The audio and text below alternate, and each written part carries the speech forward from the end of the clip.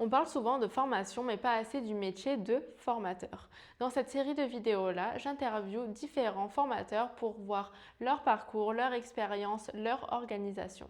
Si vous ne me connaissez pas, je suis Jade, assistante administrative pour les formateurs. Je les aide à gérer leur administrative et à restructurer leur présentation. Le but de ces vidéos, c'est vraiment de voir les coulisses du métier de formateur pour se rendre compte vraiment qu'est-ce qui se passe dans ce métier. Aujourd'hui, j'ai interviewé Louise qui aide les pros de l'esthétique à gérer leur développement stratégique, leur gestion et leur image. Plaisir. Vous pouvez commencer déjà par vous présenter, raconter un peu votre parcours. Ouais, pas de souci. Donc du coup, moi, j'ai fait une école de commerce. Ok, Donc j'ai étudié à l'école de commerce de Rennes ok, et je me suis spécialisée sur la partie donc ce qu'on appelle retail et business développement parce que je voulais travailler dans les métiers du commerce ok, et je me suis en fait spécialisée à travers mes stages et mon alternance dans le secteur de la beauté. ok, Beauté professionnelle plus exactement. Et en fait, j'ai fait plusieurs stages j'ai démarré dans la coiffure ok, et ensuite je suis partie progressivement là très récemment dans le secteur de l'esthétique. ouais, Donc en fait, j'ai travaillé en tant que commerciale auprès des coiffeurs et ensuite auprès des esthéticiennes. ok, Et ce qui est intéressant, c'est que c'est des business models qui sont très similaires. Les parcours de formation ne sont pas du tout les mêmes, mais en ouais. fait, c'est des business models qui se ressemblent énormément et avec des problématiques qui sont du coup très communes aussi. Je vais te parler, on peut se tutoyer, je Oui, ne sais pas oui, si il on n'y peut a se pas de tutoyer. souci.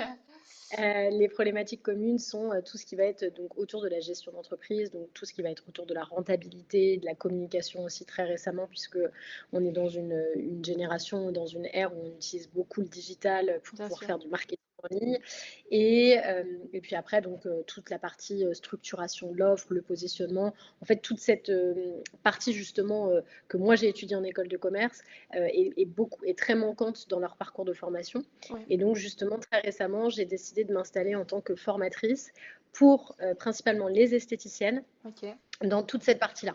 ok. Donc, je vais les accompagner sur la partie positionnement, comment structurer une offre, comment travailler leur rentabilité, comment déterminer leur positionnement digital et travailler leur communication. Donc, voilà. Donc, Ok, je me ah, c'est suis génial. progressivement. Ouais, Voilà, et du voilà. coup, ça fait combien de temps? Ça fait quelques mois? Ça fait quelques Ouais. années? Quelques mois? C'est récent, alors ce projet, je l'ai en tête depuis 2024, fin Ok, année 2024, parce que voilà, en fait, la force, enfin, mon parcours a fait que par la force des choses, je me suis dit, il faut que je les accompagne. ouais, Mais j'étais commerciale au moment, je travaillais pour une société française de cosmétiques et je leur avais parlé de ce projet-là et en fait, ils n'étaient pas forcément intéressés. Donc, ok. j'ai quitté ma société l'été dernier et je me suis installée officiellement en septembre. Donc, Ok, ah, c'est récent, génial, ça fait c'est 6 mois. récent. Ok, Ouais, ouais, c'est ouais, génial, ouais. vraiment super bien. Et du coup, on voit vraiment que ça, en fait, ça vous a donné vraiment envie de dire, ok, ben là, je vais accompagner pour accompagner sur quelque chose où les gens, en fait, ils n'ont pas vraiment de formation dessus. Surtout pour l'esthétique, Complètement. j'imagine, ouais, ils sont pas vraiment, ils savent peut-être pas en fait Mm. comment vendre, ils savent faire ben, les prestations, mais ils savent pas vendre. Donc, je comprends C'est réellement le ça, besoin, ouais. Je trouve ça complètement. génial. En fait, c'est exactement ce que tu viens de dire, c'est qu'en gros, en tout cas dans les parcours de formation aujourd'hui dans l'esthétique, mais c'est aussi très vrai en coiffure, Ouais, pour moi, il y a un vrai manque de structuration de leur programme de formation parce que, comme tu le dis très bien, il n'y a aucun problème sur la partie pratique, ouais, technicité. On leur apprend parfaitement à être des bonnes praticiennes et des bonnes techniciennes. Et c'est très bien parce que c'est ce qu'on leur oui, demande bien sûr. d'être. Mais aujourd'hui, il faut savoir qu'en France, il y a 65 000 instituts de beauté. Ah oui, quand Ce même. qui est énorme, c'est Oui. énorme. Il y a une énorme concurrence, il y a de la place pour tout le monde, oui et non, parce que du coup, on voit beaucoup de business qui se lancent et qui n'arrivent pas à trouver de la croissance, qui Oui, oui, n'arrivent bien pas sûr. à durer dans le temps. Donc, il y a aussi beaucoup de business qui ferment. Alors, en coiffure, c'est un peu différent, mais en tout cas, dans l'esthétique, c'est Oui, vraiment une problématique. C'est cette notion d'aller chercher du chiffre d'affaires, de se rémunérer. Moi, j'ai beaucoup de clientes qui ne se rémunèrent pas, ou du moins qui ont un salaire qui est pas du tout viable par rapport à la société dans laquelle on vit. bien sûr. Et donc, c'est vrai que moi, je voulais apporter à la fois ce que j'ai appris en école et qui, du coup, est ma valeur ajoutée, parce que je n'ai pas de notion de praticienne ou Oui, de technicienne, mais par contre, j'ai des notions sur des choses qu'elle ne maîtrise pas. Et en même temps, je l'ai cumulé avec mon expérience de terrain. d'accord. Alors du coup, maintenant, on va parler plus du métier de formateur. C'est quoi la partie pour l'instant un peu difficile de ce métier-là ou la partie que t'aimes moins, qui est un peu compliquée pour toi? Alors, la partie la plus complexe, enfin, en fait, il y en a plusieurs. Oui, Déjà, il faut savoir que la partie la plus complexe, c'est quand tu te lances en tant qu'entrepreneur, tu as plein de choses à faire.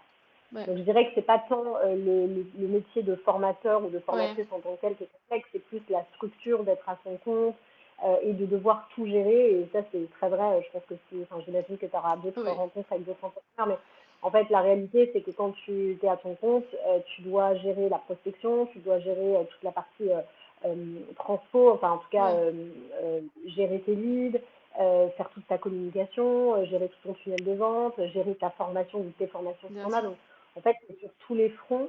En tout cas, je pense que la complexité, c'est de trouver du procès, des procès. Ouais, Donc je dirais la partie prospection. Alors moi, ça va, je suis pas, enfin, je vais pas dire que je suis en difficulté, mais c'est que c'est quelque chose que j'ai fait beaucoup en étant commercial. Donc ok. Oui, disons que cette oui, approche-là, je l'ai. Voilà. En tout cas, c'est pas une difficulté humaine. C'est vraiment sur la partie technique où il faut aller chercher du vide, etc. Et la deuxième difficulté, c'est de répondre correctement à ce que ton client, à ce que ton oui, ouais, persona demande. Parce que quand on est, j'imagine, formateur, ou même en fait quand on fait un business, on part d'une situation qu'on a décelée, on veut y répondre au mieux, et des fois on n'y répond pas forcément de la meilleure manière parce ouais, qu'on part avec des biais, parce qu'on part avec des perceptions. Et donc c'est ça, je dirais les plus grosses difficultés, c'est à la fois la génération et la gestion de lead, et derrière d'avoir une offre qui parle à ta clientèle, qui parle à ta clientèle cible et qui va convertir, quoi. oui, oui, bien sûr. Oui, oui, sûr, c'est ça Voilà. le plus compliqué. Ouais, Même c'est moi, ça. en étant assistante administrative aussi à mon compte, c'est ça la partie un peu compliquée du métier ou d'être entrepreneur, ouais. Et du coup, C'est à exact. l'inverse, c'est quoi plutôt la bonne partie que tu aimes vraiment le plus depuis que tu fais ce métier-là de formatrice? Eh bien, je dirais le fait d'apporter de la valeur. En fait, je pense que dans chacun de nos métiers, on apporte de la valeur, mais dans celui-là, j'ai vraiment l'impression d'aider, Ouais, d'accompagner. C'est ce qui m'a motivée en fait à me lancer à mon compte, c'est que j'avais vraiment envie de pouvoir répondre à des problématiques et d'y répondre au mieux. En étant commercial, j'y répondais plus ou moins parce que c'est vrai que j'apportais de la valeur, j'apportais des produits, j'apportais des solutions pour finalement augmenter la valeur de ce que mes clientes avaient à vendre. Mais il manquait toujours cette petite partie de vraiment aller au fond ouais, des questions, aller au fond des doutes. Et je pense que c'est ça qui me fait le plus de bien. Et puis surtout aussi d'avoir des résultats concrets. oui, Parce bien que sûr. c'est vrai que les programmes, enfin, en tout cas la formation que j'ai lancée, que j'ai créée, j'ai pu la tester sur plusieurs clientes et il y a vraiment eu du résultat. Et le fait d'avoir un merci direct de ta cliente te permet de comprendre que tu as eu un impact et ça pour moi c'est hyper important. Ouais, Ouais. génial. Et avec le recul, du coup, ça fait pas longtemps que tu as commencé. Est-ce qu'il y avait des choses au début où tu pensais, ben, je sais pas, que quelque chose allait, qu'il y avait quelque chose, et finalement, tu te dis avec le recul, ah, mais punaise, j'avais totalement faux ou pas du tout, pourquoi je pensais ça, ou surtout au début, je pense qu'on a Ouais. du coup pas mal d'a priori en plus, donc, est-ce qu'il y avait quelque Et chose en ben particulier? ouais, en fait si tu veux, quand j'ai démarré mon job, enfin ma société, on va dire, mon projet, j'avais une idée très claire de ce que je voulais vendre. J'avais vraiment une idée très aboutie de Ouais, ce que j'allais leur proposer. Et je me suis rendu compte que c'était un axe, enfin, un angle finalement de ce qu'elles allaient me demander. ok. Donc c'est vraiment l'idée d'être comment dire flexible, de pouvoir s'adapter à la demande du marché. Et ça, je pense que pour n'importe quel entrepreneur, en fait, encore une fois, tu pars avec une idée très précise de ce que tu veux faire, parce que tu pars d'un constat, et en fait, tu te rends compte qu'au fur et à mesure, ton offre, elle est évolutive et que tu ne peux pas te Ouais, laisser ouais. embarquer parce que plus que toi tu penses et ce que tu imagines. Donc ouais, en fait, tout au long de mon aventure entrepreneuriale, même encore aujourd'hui, tu vois, je me rends compte que bah, ce qui était vrai il y a un mois ne l'est plus Ouais. forcément aujourd'hui. Et puis on n'est pas maître de tout parce qu'en fait, on est aussi dans une société qui évolue vite avec le digital. Enfin, il y a toujours plein de choses qui changent. Donc nous-mêmes, on est obligés de changer, quoi. Et je pense que d'ailleurs, très précisément, ce qui a fait que je me suis lancée moi, c'est parce que, par exemple, les parcours de formation sont restés quand même assez obsolètes depuis Oui, des années. Et donc, c'est pour ça qu'on vient apporter de la valeur là où il n'y en a plus, ou là, là où il y a de la demande. Donc ouais, ça, c'est le plus gros challenge, c'est de savoir se renouveler, de ne pas partir du principe que ce que tu fais aujourd'hui est acquis et que tu pourras le proposer pendant 20 ans. C'est complètement faux, quoi. oui, Donc, oui. voilà, c'est le challenge permanent de l'entrepreneuriat et de devoir se renouveler et se former, apprendre aussi, quoi. Ok, très bien. Maintenant, on va parler un peu des clients. Comment tu as réussi à trouver ton premier client en tant que formatrice? Moi, j'ai eu la chance, je le reconnais, hein, j'ai eu la chance du coup de comme je venais de ce milieu-là et que j'avais déjà un réseau dans ce Ok, milieu-là, j'ai eu la chance de pouvoir récupérer quelque part enfin, alors un fichier client, oui, mais surtout des clientes que je connaissais déjà et avec qui j'avais déjà créé une relation professionnelle, voire même personnelle. Donc mon premier client, il a été une ancienne cliente à moi finalement. ok. Oui. Euh, et c'est la chance, je le reconnais, c'est la chance que j'ai eue de pouvoir partir aussi enfin, de venir de ce milieu-là et de ne pas découvrir. Parce qu'il y a beaucoup de formateurs ou de formatrices qui veulent vendre un savoir dans un secteur d'activité dont elles ne viennent pas du tout ou dont ils Ouais, ne viennent pas du tout. Et je pense que c'est compliqué. Moi, j'ai pu vraiment bénéficier de ça, de mon parcours d'avant, de mes connaissances d'avant, de mes contacts d'avant, quoi. Voilà. ouais, bien sûr. Mm. Et maintenant, comment tu fais un peu pour gérer la relation avec tes clients? Est-ce que ben, vous faites des appels souvent? Comment ça se passe? Tu leur fais des feedbacks? Comment ça se passe? Alors, moi, j'ai un suivi très personnalisé quand je suis dans des parcours de formation, c'est-à-dire que Ok. quand j'ai un client qui décide d'être accompagné, il a la possibilité de me contacter de manière régulière, quotidienne, enfin quotidienne. Après, forcément, les relations, je ne vais pas dire s'étiolent, mais en fait, la vie nous rattrape ensuite. Donc, Oui, une fois que le parcours de formation est terminé, on a moins de contacts. Mais par contre, effectivement, moi, j'ai à cœur de vraiment rester en contact avec mes clients. Donc, il n'y a pas de je pourrais pas te dire, on se contacte toutes les trois oui, semaines, oui, tous les bien mois, sûr. parce qu'en fait, mais il y a un contact régulier dans la mesure où c'est des clientes aussi que je suis sur Instagram, donc je regarde aussi leurs actualités, donc on est en contact, je dirais, régulièrement, quoi, par la force des choses. Ouais, oui, bah, très bien. Et du coup, est-ce que dans ce milieu-là, il y a beaucoup de concurrence en tant que formateur ou pas? Je sais pas trop. Si Ouais. oui, et comment réussir un peu à se démarquer? Comment toi, tu as réussi un peu à te démarquer sur ça? Ouais. Ben, en fait, ouais, il y a beaucoup de Ok, concurrents, surtout parce que c'est principalement des femmes oui, qui aujourd'hui font de la formation auprès des pros de la beauté. oui, Et ça, j'en avais pas trop conscience, tu vois, quand je me suis lancée, j'avais un peu l'impression que j'arrivais en mode, ouh, je vais créer un truc qui n'existe pas. Et j'avais vraiment cette vision parce que moi, je suis basée sur un secteur particulier, donc c'est vrai que j'avais l'impression qu'il y avait personne. ouais, Et je me rends compte il y a vraiment de la concurrence. Il y a de tout en plus, tu vois, tu as vraiment vraiment des sociétés ok, qui aujourd'hui ont des programmes de formation en ligne. Tu as des personnes qui sont toutes seules comme moi aujourd'hui à leur compte, qui sont des praticiennes. En fait, les parcours sont très larges, très divers, très variés. Et justement, pour répondre à ta question, mais comment se diversifier, en fait, je pense que on est naturellement différents parce qu'on ouais, a des parcours différents, parce qu'on a des formations différentes, parce qu'on a des approches différentes, on a des expériences qui ne se ressemblent pas. Donc, je dirais que après il y a aussi des appétences, tu vois, qu'est-ce qui fait que tu as plus envie de former quelqu'un sur un sujet parce que ça te parle plus, ouais, parce que tu es plus à l'aise. Ouais, au début, quand j'ai démarré, je voulais vraiment valoriser, tu vois, cette notion de marketing. ouais, J'avais vraiment en tête cette notion de commerce et de market parce que c'est de là d'où je viens et j'avais l'impression que c'était fluide. Et en fait, beaucoup aujourd'hui de mes clientes me voient comme un peu une experte en communication. ok, Alors, je ne sais pas si c'est le fait que je sois dans une génération, enfin voilà, je viens ouais, d'une génération où la communication, on la maîtrise parce qu'on est né là-dedans, mais aussi parce que effectivement, j'adore publier sur mes réseaux, j'adore ouais, être présente en ligne, donc ça doit aussi se ressentir. Et tu vois, typiquement, pour rejoindre ta question d'avant, c'est que finalement, tu pars avec une idée vraiment très ouais, précise de ce que tu veux et les gens te voient d'une certaine manière et du coup, tu vas aussi utiliser ça comme une force. Donc voilà, faut pouvoir rebondir aussi, quoi. ouais, oui, très bien. Et du coup, ta formation, elle est en ligne, c'est ça? Tu t'as fait des modules, comment ça se passe? Alors, j'ai commencé avec une formation que j'ai dispensée en présentiel parce Ok, que, comme je te disais, comme j'ai récupéré une partie oui, de ma clientèle d'avant, des clientes avec qui j'avais travaillé, je trouvais que c'était plus sympa de pouvoir se retrouver, de faire les choses de manière physique, tu vois. Et je me suis aperçue effectivement que comme il y avait de la demande partout en France ou même à l'étranger, tu vois, j'ai eu une cliente en Suisse très récemment, ok, donc voilà, je me suis aperçue qu'il fallait qu'effectivement je sois disponible aussi sur une plateforme digitale parce que les clientes, elles ont envie des fois d'avoir leur indépendance, de oui, bien suivre une sûr. formation sans être accompagnées. Donc là, j'ai créé très récemment un support de formation digitale qui est pas encore complètement complet parce qu'il y a besoin de compléter avec beaucoup de choses. Mais aujourd'hui, du coup, je fais à la fois de la formation en présentiel Ok, sur ma formation complète. Après, j'accompagne sur des modules à la séance parce qu'il y a des clients qui ont besoin d'accompagnement que sur un sujet. Et le dernier axe, c'est effectivement la formation digitale. Ouais. Ok, ok, très bien. Oui, donc c'est vraiment un mélange de tout. En vrai, je pense que c'est sympa C'est à aussi la d'avoir carte. un mélange aussi pour toi, de faire en présentiel, aussi Ouais, à distance, etc.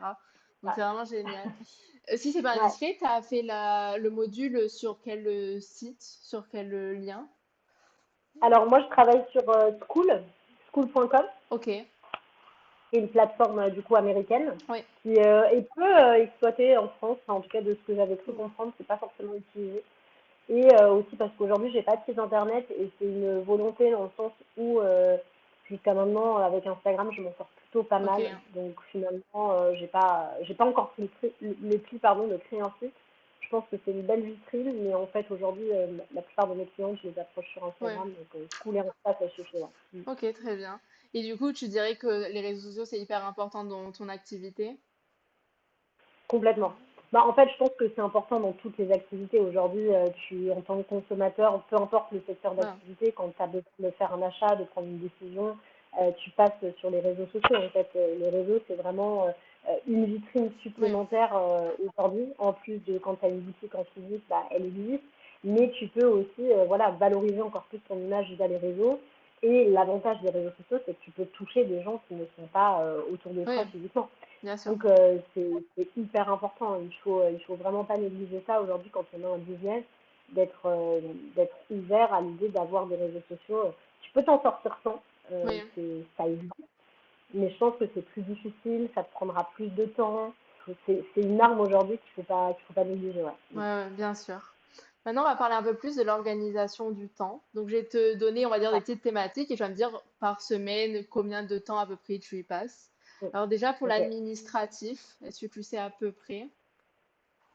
Je saurais pas te dire combien de temps. Après, en fait, j'ai pas vraiment de tâches administratives. Ça dépend Ok. ce que tu entends là-dedans. Est-ce que c'est signature Soit, contrat, soit sur, j'entendrai ben, ouais, la facturation, les mails, j'avais toute cette ouais, partie-là en fait. Plutôt, on va dire qu'il y a un peu paperasse entre guillemets. ouais. Ben, en fait, par semaine, c'est complexe de te dire, mais peut-être par mois, je dirais que j'y passe l'équivalent d'une journée, quoi, Ok, sur un mois. ok, bon, Ouais, ça va alors. Ok, ouais, c'est pas énorme, parce qu'aujourd'hui, je fais beaucoup de choses, on va dire, sur le feu, quoi. Par exemple, quand ouais, j'ai une facture à faire, je la fais enfin, en ouais, one shot. Pas de plage horaire ok, enfin, défini pour l'administratif, quoi. ok, très bien. Et pour les réseaux Mm. sociaux, combien de temps tu dirais par semaine? Moi, j'imagine beaucoup. Donc, bah, en fait, c'est un travail continu parce que les réseaux, c'est là où je vais prospecter, c'est là où je dois créer mon offre. Tu vois, mon tunnel de vente, il n'est pas encore 100% maîtrisé, mais il existe et du coup, ça passe par les réseaux. Donc, je dirais 80% de ma semaine, quoi, tu Ok, vois. oui. Et du coup, combien de temps, ben, alors du coup, les modules, tu les as déjà créés, mais combien de temps ça t'a pris environ de les créer, tous ces modules? Je ne saurais pas te dire parce qu'en fait, il y a beaucoup de choses que j'ai faites au fil de l'eau. Ok, Donc, en fait, c'est un travail qui se compte en semaines, ok. voire en mois. En fait, Ouais, c'est un travail continu.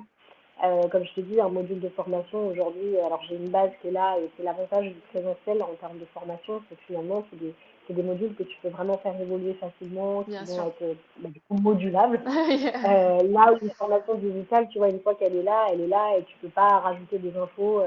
Donc, je dirais que c'est un travail permanent. Mais tu vois, la semaine dernière, j'ai enregistré donc une bonne partie de ma formation en ligne et ça m'a pris 4 jours pleins, quoi. Ok. Et j'ai fait 4 modules.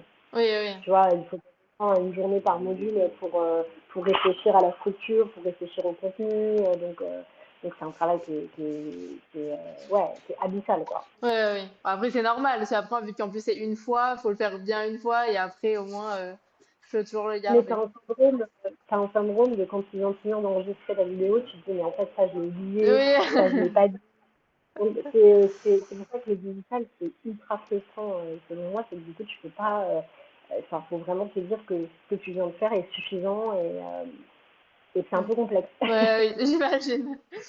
Alors là, du coup, on va finir avec les trois dernières questions, les trois dernières questions pour Ouais. finir. C'est quoi, du coup, pour l'instant, ta plus grande réussite dans ce métier-là? Oh waouh! La plus grande réussite. Alors, je sais que ça fait pas très longtemps, mais Ouais. j'imagine quand même qu'il y a eu des petits moments quand même marquants un peu depuis le mois de septembre. Bah, il y en a plein déjà. La plus grande réussite, c'est le fait qu'un client ou une cliente te dise merci. Tu vois, pour Ouais, moi, c'est l'accomplissement d'un travail. Enfin, après, le merci n'a pas la même connotation, n'a pas la même résonance en fonction des personnes qui te le disent, mais que quelqu'un voilà, te dise ce que tu as fait pour cette personne-là, la manière dont tu l'as accompagnée, ça l'a aidée, qu'elle est remotivée, qu'elle y ouais, voit plus clair, enfin, c'est hyper gratifiant. Je pense que j'étais aussi un peu à la recherche de ça quand je me suis lancée, c'est que qu'on puisse me dire merci à moi par rapport à ce que j'ai à donner. Et puis après, il y a tous ces petits moments de partage avec ses clientes où on sort un peu du cadre même tu vois, de la formation en ouais, tant que telle, ou de l'accompagnement, ou du coaching, t'appelles ça comme tu veux, mais peu importe.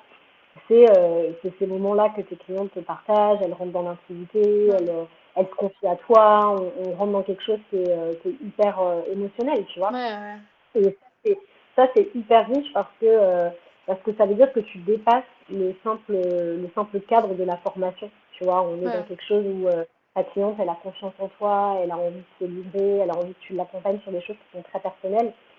Et ça, c'est génial, ouais. J'ai eu ouais, plein de situations où j'ai vu mes clientes pleurer, où ouais. j'ai eu des confidences sur leur vie, en fait, sur leur parcours, et c'est trop chouette. Ouais, ouais, C'est non, super c'est chouette. génial. Ah oui, c'est beau, même je disais, ben, l'aspect humain, parce que même dans toute cette ère où voilà, il y a tout le digital, dire ben, en fait, c'est l'aspect humain qu'en fait on retient vraiment, les connexions avec les gens. Donc c'est vraiment génial. Ouais. Et c'est Et des professions où les esthéticiennes, elles ont choisi ce métier justement pour cette envie bien. d'accompagner les gens. Et c'est vrai que elles sont très, très, très sensibles. C'est vraiment une typologie de personnes très sensibles en fait. Ouais, Donc, voilà, je dirais que c'est la richesse de ce métier, c'est de pouvoir être encore dans ce contact très humain qu'on est aussi un peu, je trouve, en train de perdre, voilà. enfin qu'on perd, pas à Oui, 100%, mais qui se dilue en fait tout simplement dans la société un peu digitale qui est là, quoi. ouais, ouais, ouais. Ouais. Après, ma question, c'est selon toi, qu'est-ce qui fait un bon formateur? Waouh. Qu'est-ce qui fait un bon formateur? Je dirais déjà son écoute.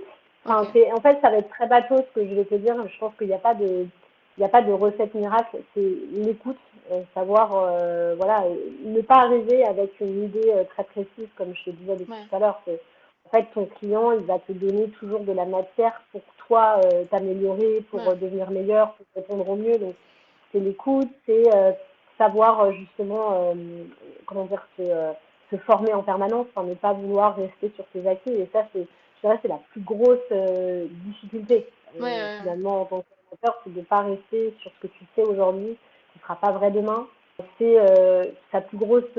de ses plus grosses qualités, enfin, sa force, ça va être son expérience aussi. Oui, bien sûr. Parce que ton expérience, elle te façonne, elle te permet justement d'acquérir des compétences, des connaissances, et c'est ce que tu vas revendre derrière, c'est cette valeur-là, tu vois. Donc ouais, je dirais un ensemble de tout ça, c'est déjà beaucoup, en fait, c'est Oui. déjà beaucoup. Voilà. Et du coup, ma dernière question, c'est si tu avais un panneau publicitaire, que tu voulais écrire un message pour les formateurs, pour les futurs formateurs, qu'est-ce que ça serait? Ça serait une phrase, un mot, qu'est-ce que ça serait pour eux? Ou soit le gros conseil pour les formateurs? Si tu avais genre un Waouh. panneau, voilà, et qui devait dire, OK, là, pour les formateurs, c'est ça. Tu sais, par exemple, moi, j'ai eu des formateurs qui m'ont dit, ben, moi, c'est important bah, de toujours continuer à apprendre. Ça, c'était ça, leur message, Ouais. c'est, ouais, ça, c'est toujours important. Voilà, tu vois, j'ai eu plusieurs styles. Qu'est-ce que ça serait, toi, ton Ouais. conseil?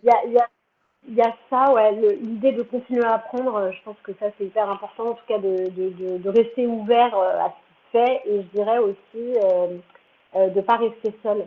Moi, c'est quelque chose que tu vois que je vis, alors je vais pas dire subir parce que c'est pas vraiment le terme, Ouais. mais il y a une notion en tout cas quand tu es à ton compte, voilà, c'est dans une aventure où tu es seul en fait, Oui, tu oui. dois créer ton image, ton business. Et là, c'est très, très récemment, j'ai eu l'occasion justement d'être en contact avec des personnes qui font la même chose. On s'est rencontrés dans le cadre de salons professionnels. Et en fait, ça fait du bien Ouais. de ne pas être seul. C'est vraiment quelque chose, ça, que je recommande. Enfin, je le dis parce que personnellement, c'est une des choses qui me touche le plus. Ouais. Et voilà. Si vous avez bien aimé cette vidéo-là, n'hésitez pas à vous abonner. Il y a d'autres interviews qui vont arriver très rapidement. Et si vous avez besoin d'aide avec votre administratif, votre organisation ou vos présentations, n'hésitez pas à me contacter.